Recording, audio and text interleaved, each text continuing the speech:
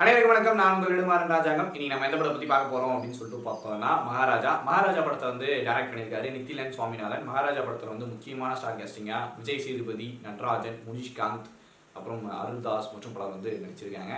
மகாராஜா படத்துக்கு வந்து இசையமைச்சிருக்காரு அதிஷ் லோக்நாத். மகாராஜா படம் வந்து விஜய் சேதுபதிக்கு 50வது படம். ஸோ டைட்டிலும் வந்து ஒரு பிரம்மாண்டமான டைட்டில் மகாராஜா அப்படின்னு சொல்லிட்டு. அது அடுத்தது நம்ம அப்படியே ஸ்டோரி லைனுக்குள்ள வந்துடும். மகாராஜாவோட ஸ்டோரி லைன் என்ன அப்படின்னு சொல்லிட்டு பார்த்தீங்கன்னா, மகாராஜாவுடைய வீட்டில் வந்து மகாலட்சுமி காணாமல் போயிடுது. அதாவது ஒரு குப்பத்தொட்டி வந்து காணாமல் போயிடுது. அதுக்கு போலீஸ் ஸ்டேஷனில் வந்து எஃப்ஐஆர் ஃபைல் பண்ண சொல்லி போலீஸ் வந்து டார்ச்சர் பண்ணுறாரு. அதுக்கப்புறமா என்ன நடந்துச்சு, போலீஸ் வந்து எஃப்ஐஆர் ஃபைல் பண்ணாங்களா இல்லையா அப்படின்றது தான் படத்துடைய கதை. ஸோ அப்படியே வந்து அந்த ஃபர்ஸ்ட் சீன்லேருந்தே மகாராஜாவை பற்றி, மகாராஜானா யார், மகாராஜா எதெல்லாம் மிஸ் பண்ணியிருக்கான், அவனுடைய லைஃப் என்ன அப்படின்றத கொஞ்சம் கொஞ்சமாக நம்மளுக்கு வந்து ரிவ்யூ பண்ணிக்கிட்டே இருக்காங்க. மகாராஜாவுக்கும் பொண்ணுக்கும் எந்த அளவுக்கு ஒரு பாண்ட் இருக்குது, பொண்ணுக்காக எவ்வளோ அடமெண்ட்டாக நிற்கிற ஒரு பர்சன், எவ்வளோ ஒரு விடாப்படியாக வந்து மற்றவங்க கிட்டே வந்து சண்டை போகிற ஒரு பர்சன், அதாவது தப்பு இல்லை அப்படின்னா அப்படியே அந்த இடத்துல வந்து ஹோல் ஆகி இவ்வளோ நிற்கிற ஒரு பர்சன், அந்த பர்சனாலிட்டி எப்படி அப்படின்றதெல்லாம் நமக்கு அப்படியே காமிச்சிக்கிட்டே வராங்க.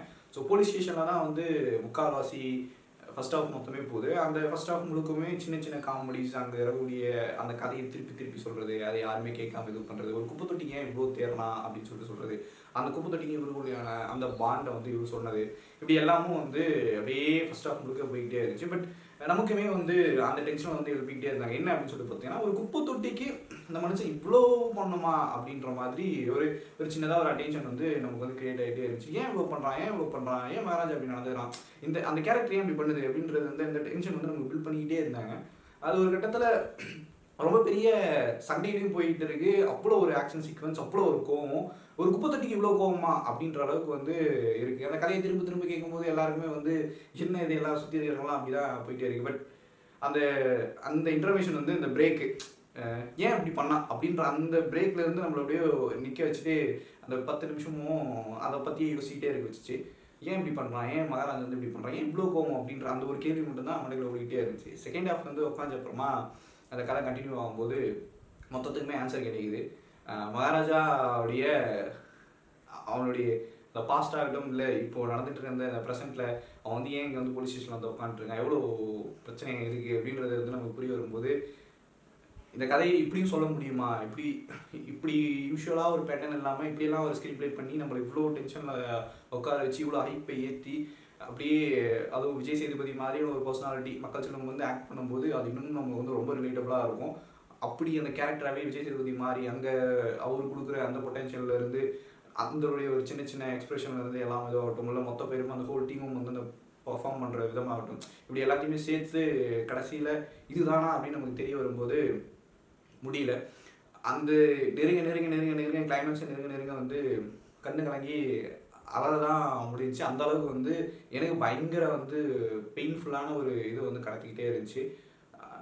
பட் அந்த அந்த ஒரு சின்ன சின்ன டைலாக்குமே சரி அவ்வளோ இதுவாக இருந்துச்சு. இதில் பாரதி ராஜா அவர்கள் வந்து வருவார். அவர் வர அந்த சின்ன சின்ன போர்ஷனாக இருக்கட்டும், இல்லை அந்த அந்த குட்டி பொண்ணு அப்பாவா விஜய் சேதுபதியோடைய மகா நடித்திருக்க அந்த பொண்ணாக இருக்கட்டும், அவங்க வர போர்ஷன்ஸ்லாம் இருக்கட்டும், அவ்வளோ க்யூட்டாக அவங்களுடைய ஃபஸ்ட் பார்ட்டில் வந்து ஃபஸ்ட் ஹாஃபில் வந்து இருந்துச்சு. அதை தாண்டி வந்து அந்த ஒரு ஒரு எமோஷனலாக வந்து நிறைய இடத்துல கனெக்ட் பண்ண இதுவாக ஆகட்டும்.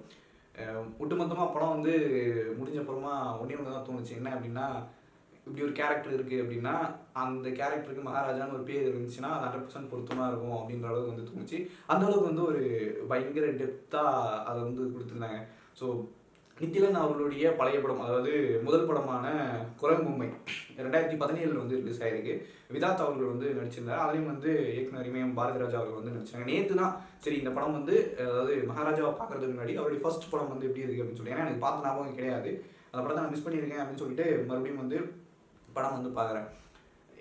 நேற்று ஒரு இம்பாக்ட் அந்த படம் வந்து எனக்கு பிடிச்சி, இந்த கிளைமேக்ஸ் வந்து முடிஞ்ச அப்புறமா எனக்கு தூங்கவே விடலை. அப்படியே நைட்டில் வந்து என்ன இப்படி பண்ணிட்டீங்களே அப்படின்ற அளவுக்கு அந்த ஒரு தாக்கம் ஏற்பட்டு இருந்துச்சு. அது குறிப்பாக ஒரு சீன் பாரதி ராஜா சார் வந்து அங்கே ஒரு சீன் வந்து பெர்ஃபார்ம் பண்ணியிருப்பார். அந்த சீனை வந்து பார்த்துட்டு கண்ணெல்லாம் வந்து கலங்கிட்டு அப்படியே நின்றுக்கிட்டே இருந்தேன். ஸோ இன்னும் இப்படி பண்ணி வச்சிருக்காரு அப்படின்னு சொல்லிட்டு 2017 இப்போ 2024 மீண்டும் வந்து மகாராஜா அப்படின்னு சொல்லிட்டு ஒரு படத்தை வந்து வருது. அதுவும் விஜய் சேதுபதிக்கு வந்து 50வது படம். நம்மளோட ஒரு எதிர்பார்ப்பு இருக்கும் 50 அப்படின்றதுக்கு. அந்த ஒரு பக்கம் ஒரு இது இருந்துச்சு. நித்தில் அது எல்லாத்தையுமே ஃபுல்ஃபில் பண்ணியிருந்தாரு. எனக்கு முக்கியமாக வந்து நித்திலன் அவருடைய இந்த ஸ்க்ரீன் பிளே அவ்வளோ ஒரு அப்படி ஒரு ஸ்க்ரீன் பிளே இருந்துச்சு. அவ்வளோ ஒரு அழுத்தமான ஒரு ஸ்க்ரீன் பிளே இருந்துச்சு. யூஸ்வலாக இப்படி சொல்லிட்டு போகாமல் அந்த ஸ்க்ரீன் பிளேயில் நம்ம வந்து உட்கார வச்சு அந்த ஸ்க்ரீன் பிளே வந்து அந்த கேரக்டருக்கு ஏன் இவ்வளோ ஒரு கோவம், ஏன் இவ்வளோ ஒரு கோவத்தோடு அந்த கேரக்டர் ஏன் நடந்துக்குதுன்னு அது ஒரு ஜட்ஜ்மெண்ட் பண்ணியிருந்தாரு.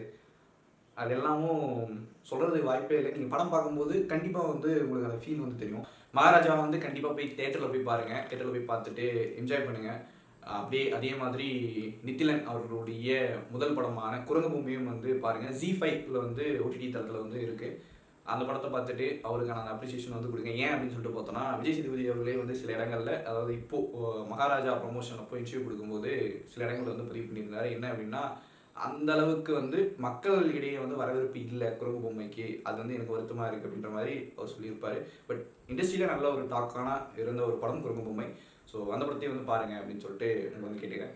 அடுத்ததாக இந்த வீடியோ உங்களுக்கு பிடிச்சிருந்துச்சுன்னா லைக் பண்ணுங்கள், ஷேர் பண்ணுங்கள். மறக்காமல் வந்து நீங்கள் மகாராஜா படத்தை வந்து பார்த்து முடிச்ச அப்புறமா வந்து கீழே வந்து கமெண்ட் பண்ணுங்கள். அப்படியே நம்ம புலிகேஸ் சேனலுக்கு வந்து சப்ஸ்கிரைப் பண்ணுங்கள். நன்றி, டாடா, பாய்.